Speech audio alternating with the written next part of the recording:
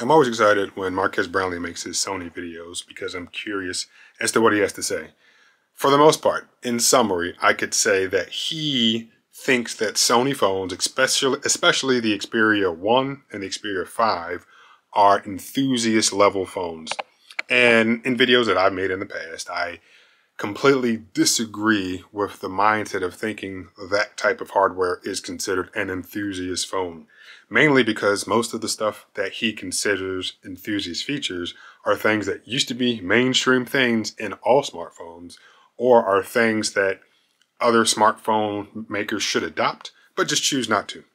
And spoiler alert, he, in his video, gives a few suggestions to Sony as to what they should do to this particular phone, the Sony Xperia 1 Mark V, to make it more appealing to more people. And spoiler alert, that phone already exists from Sony. And in fact, he's even reviewed that phone at least once, if not twice in the past.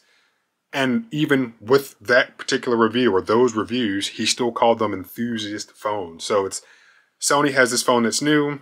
He says, oh, Sony should make these changes to make it appeal to more people. But in the past, he's reviewed that phone that he's saying Sony should make, but calls it an enthusiast phone. So I disagree with how he views them. I will say the one thing he says at the end of his video is that he does call them underrated, and I agree they are underrated phones, but I do not think they're enthusiast phones. I think there was one, maybe two features that I'm like, okay, that is a bit much. But if we look at every phone, there's probably something, I'll say every flagship phone, there's probably something in there that is like, hey, this is unique and specific to this phone. This makes this phone a little different. And with Sony, they have different things that make their phones unique. So without further ado, I have a few notes because he has some things to say and I have a few things to say about those things.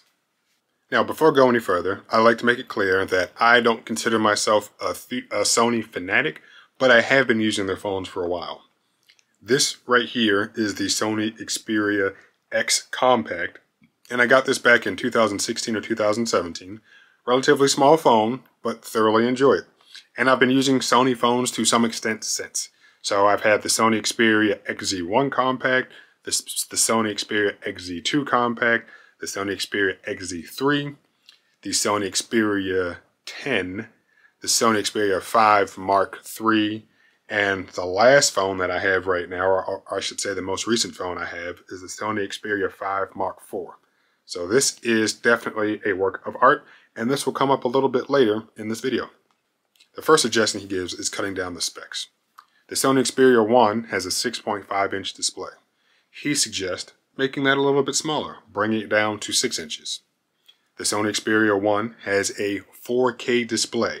Yes, I agree that is a bit much, and he suggests bring it down to 1080p. The Sony Xperia 1 has a 120 Hz refresh rate, and he is okay with that, and I too agree with that. And he goes on and says a few other things, but the one thing that I'd like to point out right here, which kind of would be enough to say, okay, you've made your point, is the fact that everything that he just suggested exists in a phone that Sony already makes. So this is the Sony Xperia 5 Mark IV, as I just mentioned, and it has a 6.1-inch display, 1080p, 120 Hz refresh rate. So the phone already exists, and he's reviewed not this model, but I believe that he did the Sony Xperia 5 Mark III. So everything that he's saying already exists in a phone that Sony already makes. So it's there. I feel that what he's trying to say is that this Sony Xperia 1 Mark 5 or 4 or whatever is really like that high-reaching enthusiast phone, but the only real difference between that phone and this phone, which exists, which is the one he's suggesting Sony makes, is the higher display density, so 4K instead of 1080p, and a larger screen size, which 6.5 inches is not uncommon. He goes on to praise the Sony Xperias for their unique form factor, having that long and slim 21:9 aspect ratio. He likes that the edges of the phone are nice and flat. It is very, very nice to hold and very comfortable in the hand. He also mentions and praises the fact that the phones have these front-facing stereo speakers. Very, very nice listening experience. He also points out the fact that the front-facing camera is up here in the bezel. There's no notch or punch-out. The one thing that he brings up that could have been a downfall but isn't is the mindset that if you have a smaller phone, you have to have a smaller battery. The Sony Xperia 1 Mark V has a 5,000 milliamp hour battery, and this smaller phone also has a 5,000 milliamp hour battery. He briefly mentions the Sony Xperia 10, which is definitely Sony's budget phone, and that too almost also covers all of the specs that he recommends. 6-inch display, 1080p, but it doesn't have a high refresh rate. It has a 60 hertz refresh rate. Right there, we could already stop and say the phone that he suggests Sony makes already exists. Kind of to exist, where if we were to look at the Xperia 5 and the Xperia 10, we could say, well, you have your more polished, more higher end phone, or higher end version of what he's suggesting. Or we could look at the Xperia 10 and say, we have the lower, more budget conscious version of the phone he's suggesting Sony makes. The second overarching suggestion that he suggests Sony makes is improving the auto mode in the camera app. I agree. I'm not a camera guy, and when I open the camera app, it is a bit overwhelming. When I think about other smartphones that I use, I do agree that when you open the app, you just want to take a quick picture, have the picture look good, be able to put the phone back in your pocket and move on.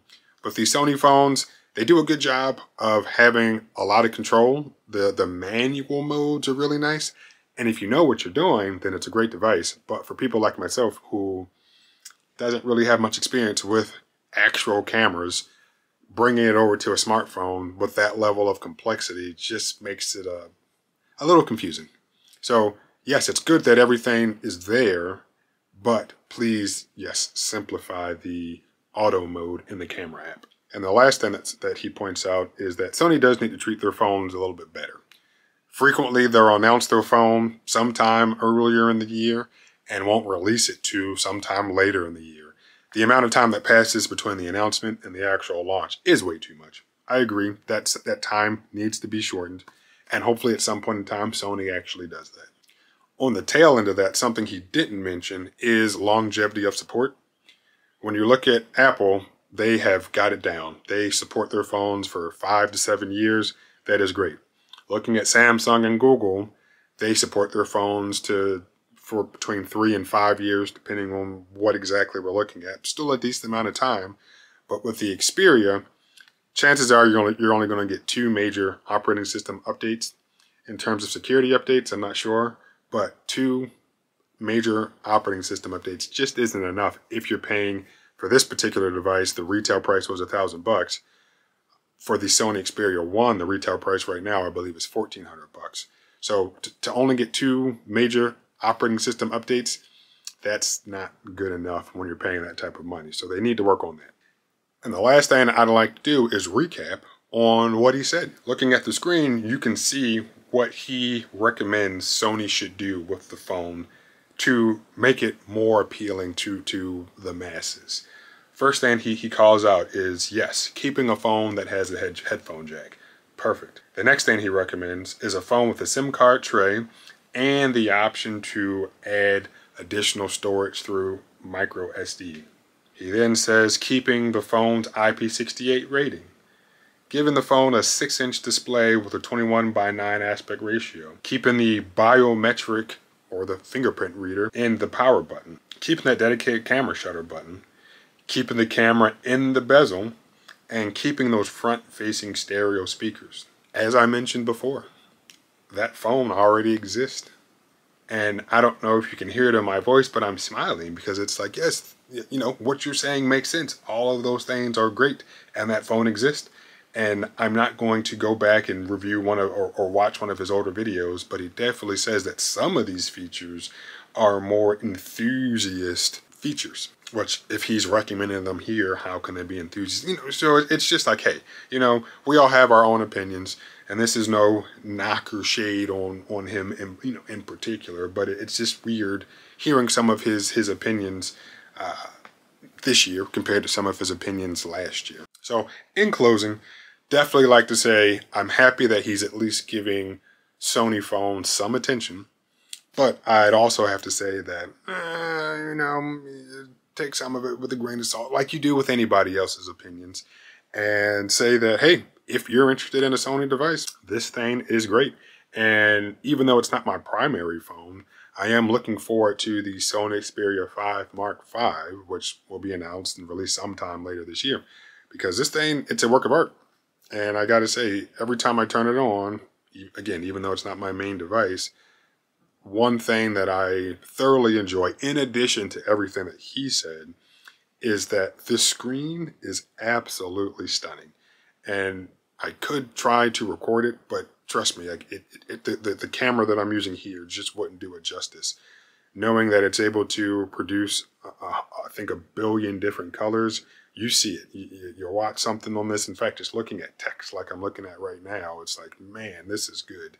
So definitely a good experience.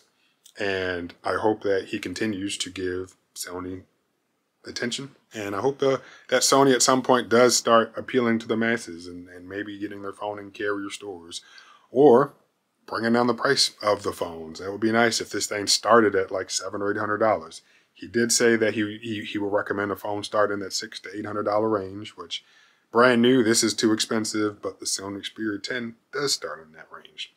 So again, really, really satisfied with this phone.